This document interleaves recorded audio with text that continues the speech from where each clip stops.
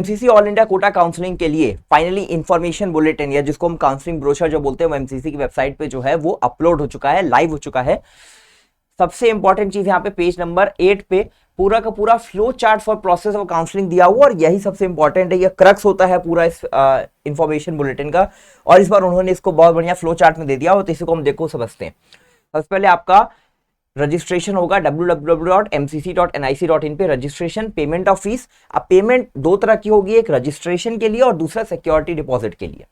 Then submission of choices, मतलब कि आपको प्रेफरेंस या चॉइस फिलिंग करनी होगी। View, modify and lock choices, check करना है, उसको मॉडिफाई कर सकते हो, चेंजेस कर सकते हो और फिर फाइनली अपनी चॉइसेस को लॉक कर देना होगा। Then processing of result, result की प्रोसेसिंग होगी और फर्स्ट राउंड का सीट अलॉटमेंट का रिजल्ट आ जाएगा। ठीक है, अब देखो क्या होगा, राउंड 1 में या तो आपको सीट अलॉट होगा यस या तो नो।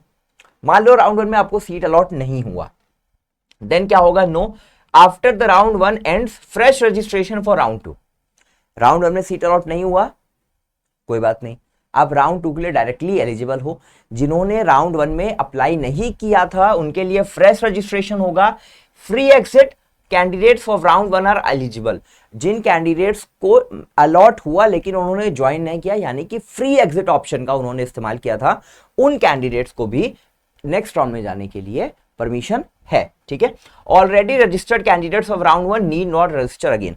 राउंड 1 में एक बार रजिस्ट्रेशन कर लिया तो आगे काउंसलिंग प्रोसेस में आपको दोबारा रजिस्ट्रेशन नहीं करना है। राउंड 2 के लिए भी और राउंड 3 के लिए भी आपको दोबारा रजिस्ट्रेशन नहीं करना है।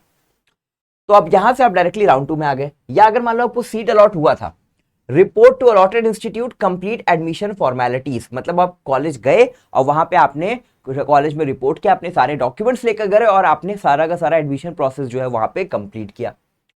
या फिर आप क्या करोगे, फ्री एग्जिट लोगे। अगर यस तो willingness for upgradation to round 2, कि आपने ये डाला कि हाँ मैं कॉलेज में एडमिशन भी ले रहा हूं, मुझे राउंड 2 में अपग्रेडेशन भी चाहिए, तब भी आप राउंड 2 में एलिजिबल हो गए। अगर आपने डाल दिया है कि मुझे राउंड 2 में अपग्रेडेशन नहीं चाहिए, तो ऐसे में आप क्या हो गए, continue to study in allotted institute और आप काउंसलिंग प्रोसेस से एग्जिट हो गए। फ्रेश रजिस्ट्रेशन या चॉइस फिलिंग फॉर राउंड 2, अब क्या होगा, राउंड 2 के लिए फ्रेश रजिस्ट्रेशन या चॉइस फिलिंग हुआ सिर्फ उनके लिए जिन्होंने अभी तक रजिस्ट्रेशन नहीं किया था। ठीक, चॉइस फिलिंग सबको ही करेगा, जिन्होंने पहले रजिस्ट्रेशन किया था वो भी चॉइस फिलिंग करेंगे और जो नए स्टूडेंट्स हैं वो भी चॉइस फिलिंग करेंगे। देखो, round 1 choices will be treated as null and void. Round 1 में आपने कोई भी चॉइस फिलिंग की थी उसका कोई मतलब नहीं रहेगा और आपको फिर से पूरा का पूरा चॉइस फिलिंग जो है वो करना होगा। फिर क्या होगा, सेकेंड राउंड सीट अलॉटमेंट होगा, सेम प्रोसेस होगा। अब राउंड 2 मान लो सीट अलॉटेड हो गया, if upgraded and candidate must relieve from round 1 college and join round 2 allotted college. अगर कॉलेज अपग्रेड हो गया है तो पहले कॉलेज में जाओ, डॉक्यूमेंट्स उठाओ, नए कॉलेज में आओ और एडमिशन प्रोसेस फिर से कंप्लीट करो, यही सिंपल लिखा हुआ है। मान लो सीट नहीं मिला तो candidate is eligible to participate in further rounds, मतलब कि राउंड 3 भी ले सकता है या एग्जिट ले सकता है। अगर राउंड 2 में सीट अलॉट हुई थी तो seat allotted in round 2 but not reported not join, security deposit will be forfeited. Round 2 में सीट मिल गई और नहीं ज्वाइन किया, ऐसे में सिक्योरिटी मनी 10,000 रुपए जनरल कैटेगरी के लिए और ओबीसी, एससी, एसटी, ईडब्ल्यूएस इन सब के लिए, रिजर्व कैटेगरी के, सॉरी जनरल और ईडब्ल्यूएस के लिए 10,000 है, ओबीसी, एससी एंड एसटी के लिए 5,000 है। ये फोरफिट हो जाएगी, यानी इसका आपका लॉस होगा, 5,000 रुपए का आपका लॉस होगा। Report to allotted institute, complete admission formalities, can upgrade but can not resign. या फिर कॉलेज मिला था, वहां पे आप गए, वहां पे आपने ज्वाइन किया, रिपोर्ट किया और आप क्या कर सकते हो, आप फिर से अपग्रेडेशन के लिए जा सकते हो राउंड 3 में। तो willingness to upgrade to round 3। Round 2 fresh registration या चॉइस फिलिंग फॉर राउंड 3। ठीक है, round 2 choices will be treated as null and void, फिर से राउंड 2 वाले रूल्स यहाँ पे अप्लाई हो गए।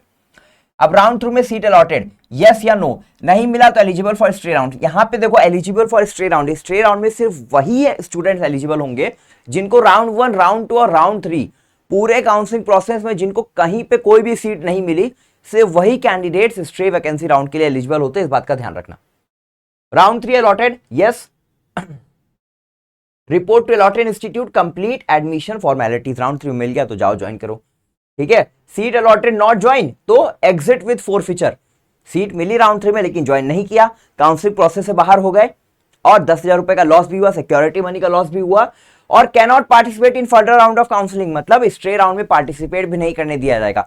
तो इसका मतलब अगर all India quota counselling, MCC counselling round 3 आपने पार्टिसिपेट किया तो आपको कॉलेज अलॉट हो गया और आपने ज्वाइन नहीं किया, देन आपकी सिक्योरिटी मनी तो गई, सीट भी गई, और आगे स्ट्रे राउंड में आपको पार्टिसिपेट भी नहीं करने दिया जाएगा। So this is a very important and very crucial rule. College मिल गया था, ज्वाइन किया, वंस ज्वाइन कैंडिडेट कैन नॉट अपग्रेड और रिजाइन। राउंड 3 में ऑल इंडिया कोटा काउंसलिंग के अगर आपने कॉलेज अलॉट कर दिया था और आपने ज्वाइन कर लिया, अब उस आपको सीट को छोड़ भी नहीं सकते, स्ट्रे राउंड में भी नहीं जा सकते, ठीक है, क्योंकि यहाँ पे ये डॉक्यूमेंट्स जो है उसको वापस नहीं करते। फिर आएगा स्ट्रे राउंड, फ्रेश रजिस्ट्रेशन या चॉइस फिलिंग। अब स्ट्रे राउंड में सबको फ्रेश रजिस्ट्रेशन करना होगा, मतलब जिसने पहले रजिस्ट्रेशन किया था राउंड 1 में या राउंड 2 में, राउंड 3 में कभी भी रजिस्ट्रेशन किया तो उसको भी फ्रेश रजिस्ट्रेशन करना होगा। जिसने अभी तक किसी काउंसलिंग में पार्टिसिपेट ही नहीं किया था वो भी स्ट्रे राउंड के लिए फ्रेश रजिस्ट्रेशन करेगा। तो स्ट्रे वैकेंसी राउंड के लिए सभी को फ्रेश रजिस्ट्रेशन करना ही होगा। अलॉटेड बट नॉट ज्वाइंड या यस, अब सीट अलॉट हुआ और यहां पे अलॉट किया लेकिन ज्वाइन नहीं किया। अगर सीट अलॉट हुआ लेकिन ज्वाइन नहीं किया, forfeiture of fees and debarred for next 1 year from NEET examination. NEET examination लिखा हुआ है, पिछले साल यहां पे लिखा हुआ था कि NEET MCC all India quota counselling में पार्टिसिपेट नहीं करने दिया जाएगा। इस बार लिख दिया है कि अगर थर्ड राउंड में, सॉरी स्ट्रे वैकेंसी राउंड में आपको सीट मिली और आपने ज्वाइन नहीं किया तो आप नीट एग्जाम से ही बाहर हो जाओगे। ये बहुत बोल्ड स्टेटमेंट है, ठीक है। मिल गया, सीट ज्वाइन किया, कैंडिडेट कैन नॉट रिज्वाइन, ठीक है। तो ये पूरा का पूरा जो है ये फ्लो चार्ट के बेसिस पे इन्होंने पूरी की पूरी काउंसलिंग प्रोसेस को है जो वो एक्सप्लेन कर दिया है।